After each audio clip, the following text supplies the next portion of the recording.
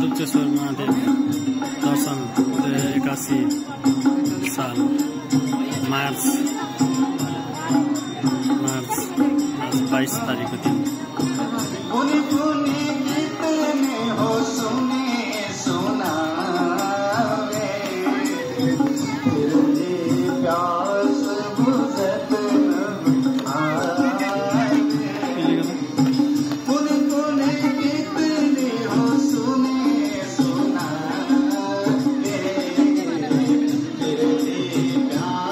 दुप्चेश्वर महादेव परिवारको साथमा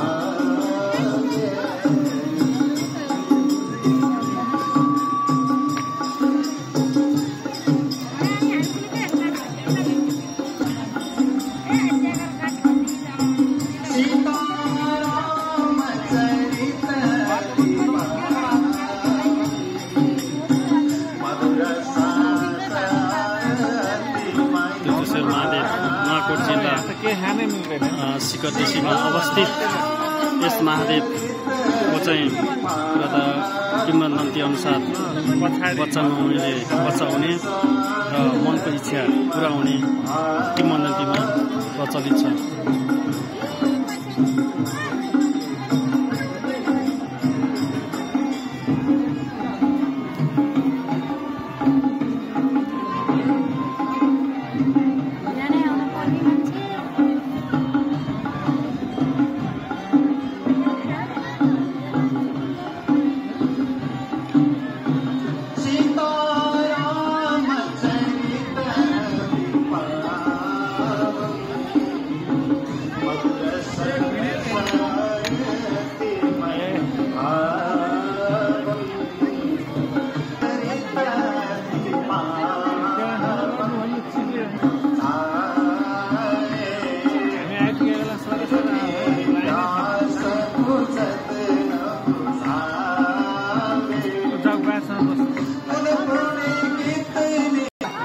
यो चाहिँ एउटा पहराको उसमा अवस्थित छ, देख्न सक्नुहुन्छ।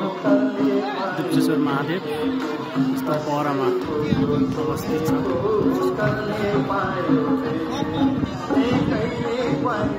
पहरामा अवस्थित दुप्चेश्वर महादेव दर्शन गराउने दर्शनार्थीको भिड।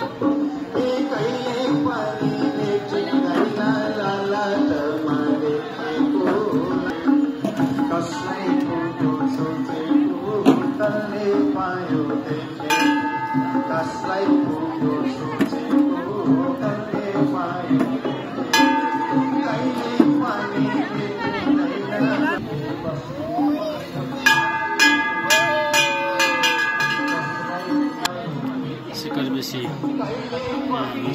देख्न सक्नुहुन्छ। सिकरबेसी हो। सिकरबेसी राउतबेसी समन्टाबाट पार भएपछि काठमाडौँबाट 20 किलोमिटर टाढा रहेको यो दुप्चेश्वर महादेव दर्शनार्थीको घुइँचो भिड पनि छ, देख्न सक्नुहुन्छ।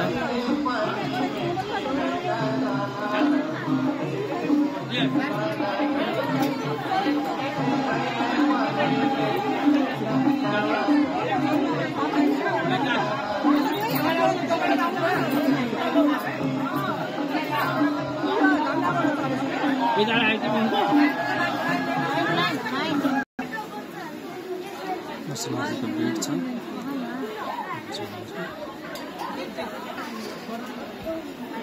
कस्तो लागिरहेको छ यात्रा पनि?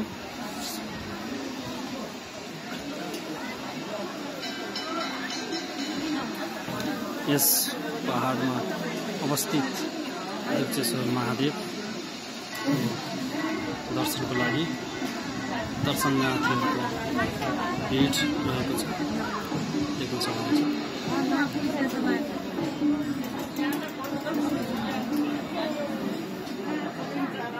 एकछिन ढिलो गरायो ढिलो गरायो फेरि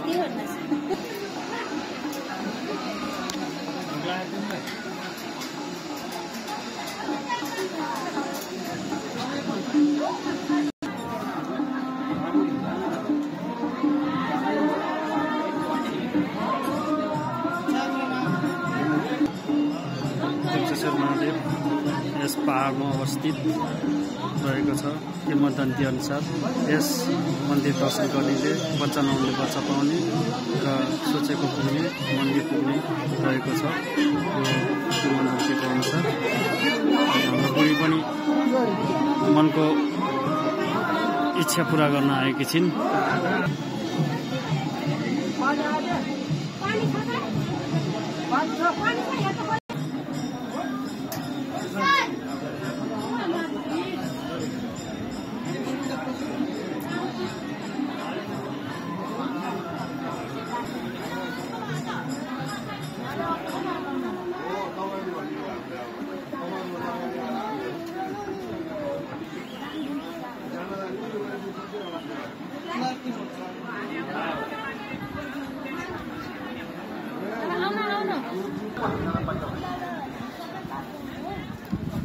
सीसी क्यामेराको निगरानीमा हुनुहुन्छ।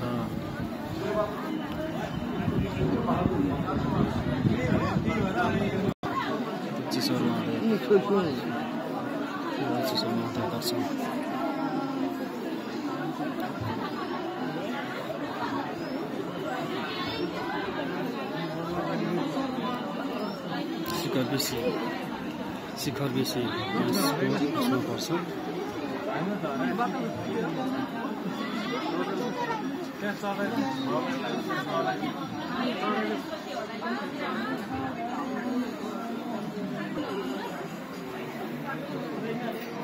महादेव दर्शन गर्न आएको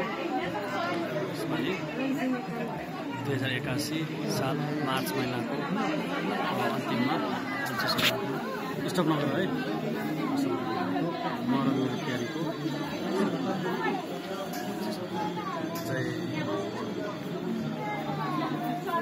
तिम्रो हो रक्षा गरून्। हेर्नुहोस् दुर्जेश्वर दर्शन आउन अनि दर्शनार्थीको भिड यस्तो पहाडको बुर्जमा भएको किंवदन्ती अनुसार यस पहाडमा रहेको छ दुर्जेश्वर महादेव। नुवाकोट जिल्लाको शिखर बेसीमा अवस्थित दुर्जेश्वर महादेव दर्शन गर्न आउनेको भिड रहेको छ। धन्यवाद। यस दुर्जेश्वर महादेव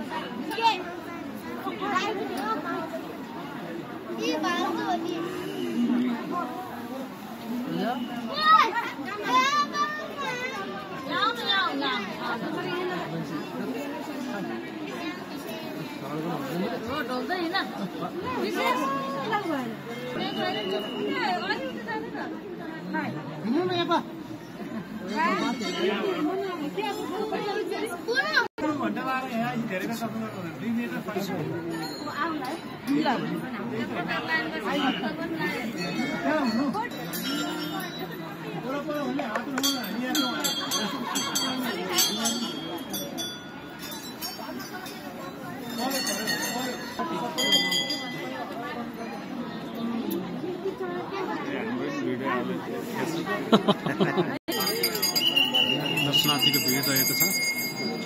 पहिला यता चाहिँ जाने उता चाहिँ आउने थियो है।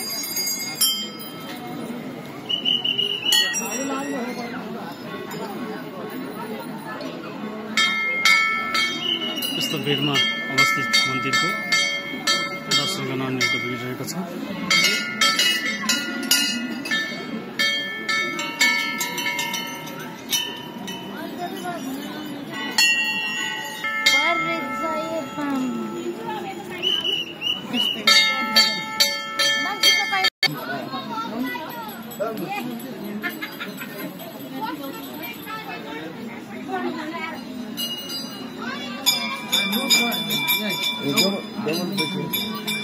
डबल बजिङ